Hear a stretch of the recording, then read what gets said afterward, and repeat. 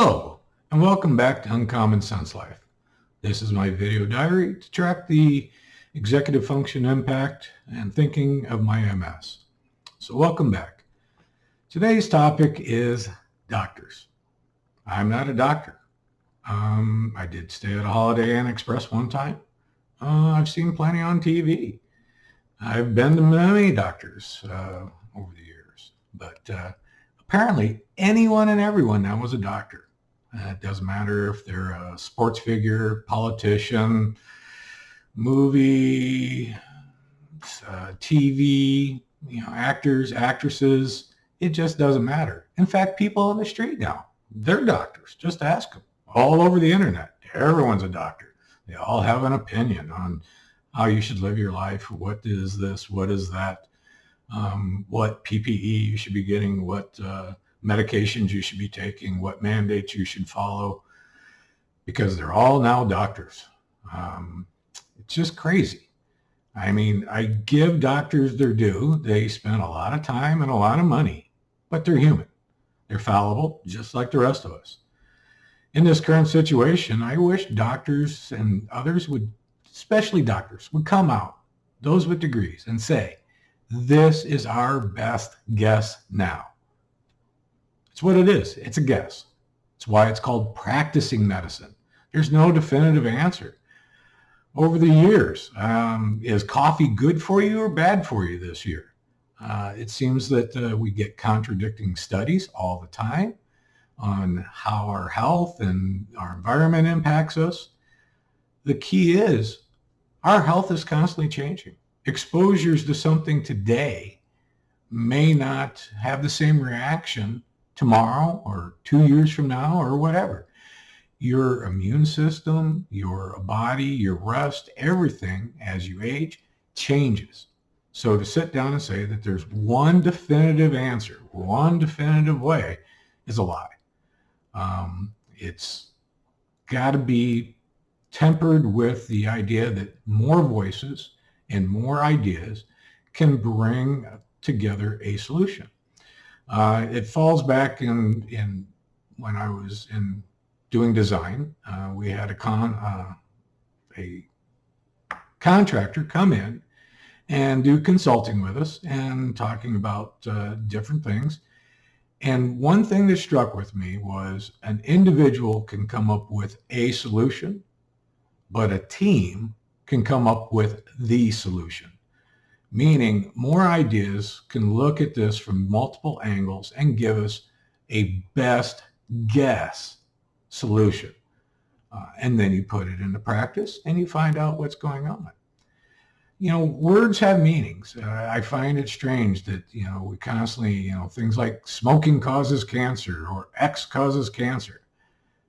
If that's true, everyone who has ever smoked should have cancer.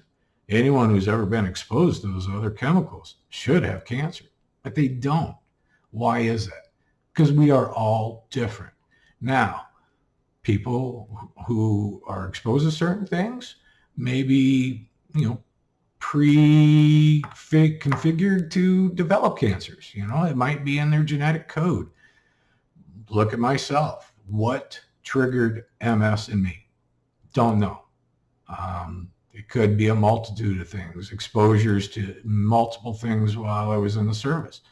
It's interesting that we come up with this idea that doctors have the answers, and the higher the authority granted by us to a doctor, the more we should just listen to them, which makes you wonder, what did these people do to get to these positions of high authority? The old joke was those who can do, those who can't teach, and those who can't teach go into government. Now, that's a slam on a lot of really great people who are in the government and really great people who are teachers.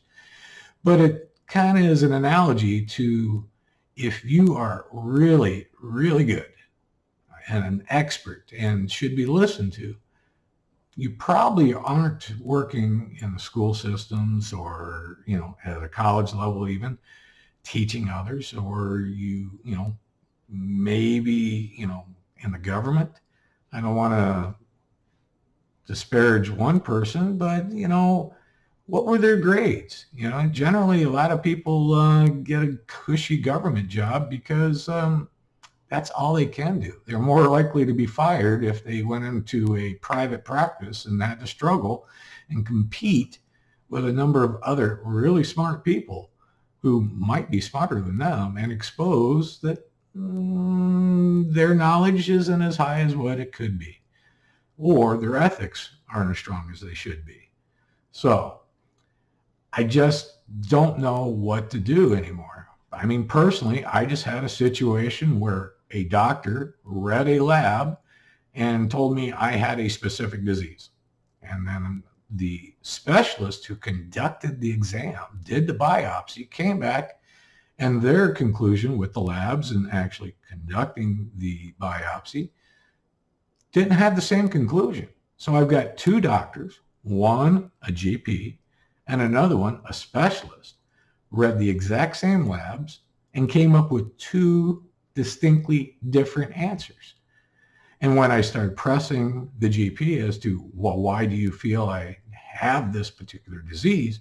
Their answer was, well, with your MS, I wouldn't test your system anyway. So it was a personal bias against certain things and a personal belief, and not so much the clinical labs that came out. So I guess when we have people who haven't even gone through medical school, spent tens of thousands of dollars and countless hours of their life trying to learn this stuff, going around spouting off and parroting what they believe to be the definitive answer is concerning.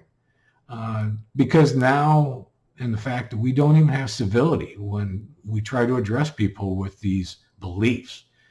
We get in people's faces, we point fingers at them, we yell at them, we call them names, and if they question you, you're a terrorist, you're a denier, you're whatever they want to label you as, instead of having a debate and laying out the actual facts and the situation. It is just cut and dry. I'm right, you're wrong, even though they may be wrong. And odds are they are, because even for myself, it takes 1, 2, 3, sometimes 4 opinions. I went decades undiagnosed or misdiagnosed on my MS. Why? Because there is no definitive answer. It's called practicing medicine for a reason. So those that, get on TV and say, oh, I'm a doctor and yada, yada, yada. For years we sat down and said, hey, well, 4 out of 5 doctors agree that this product is really good for you. Well, that's fine. 4 out of 5. What happened to that 5th lone doctor that disagreed? Oh, that's right. We don't want to hear why they disagreed with that product statement. So we've gotten conditioned that, well, a majority, a consensus. Well, a consensus doesn't necessarily meet the individual need. They need to be talking about broader things, broader topics. There's a number of things in the medical field that shouldn't even be used. BMI. I'll talk about that later in another episode, and how BMI is not to be used on an individual basis. It was never intended to be. It's a large population set that can show some trends, but no definitive answers. It's association does not necessarily create causation, and it's just crazy sometimes how people are acting because they want to be on the right side of history, I guess. We have a certain doctor who is trying to be on the right side of history because their previous exposure to, let's say, the AIDS epidemic, and telling everyone that casual contact with someone with AIDS would increase your likelihood or had a likelihood that you would contract AIDS based upon the knowledge that they had right then and the evidence that they had, came out and made that statement, and it turned out to be completely false. But when they now tell you that you should wear a mask, or you should triple mask, or you should go get an injection and run around and hope that it's a shield. It's not a shield. It's their best guess at this time. And anyone who is watching doctors on TV and sitting there and saying, well, so-and-so said, therefore it must be true, without questioning it, is really fooling themselves and doing a disservice to their friends, their family, because now they're not using critical thinking. And the minute we stop using critical thinking and just become a parrot or a lemming just following along the lockstep with whomever we've deemed at this point in time to be the person of importance, we're in trouble, because that person of importance may or may not know your individual situation. They may not know what's going on. Again, I myself have to constantly reinform doctors as to why I personally can't do any vaccines. And that's because of the other drug I'm on for my MS.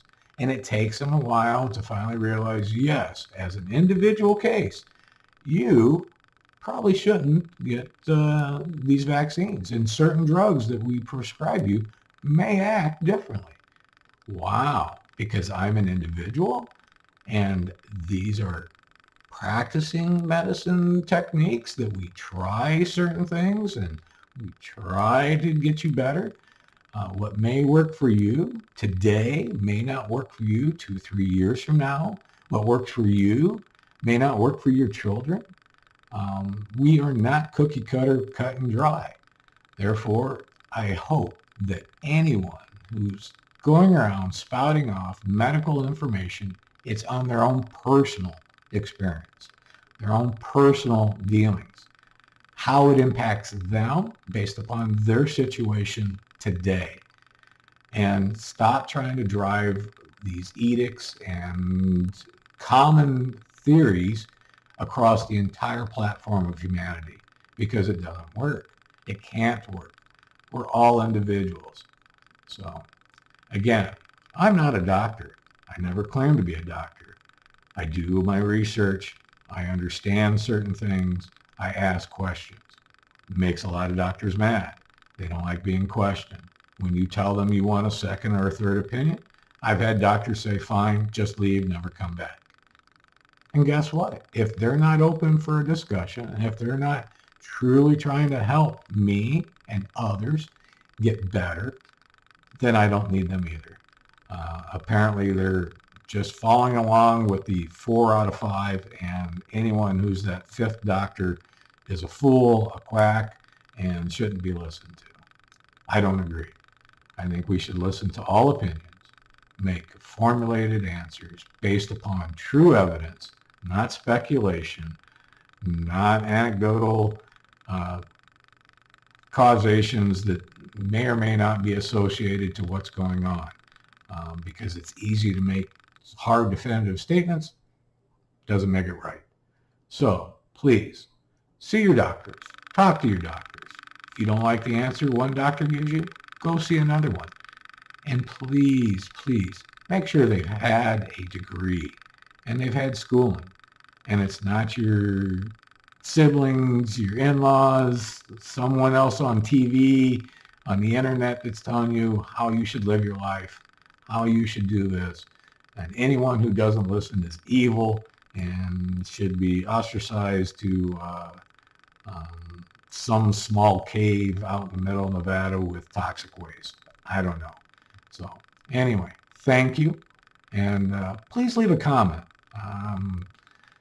I think comments could help me in the long run. So if you like this video, that's fine. If you don't, that's fine. But leave a comment and help me gauge how I'm coming along. Thank you.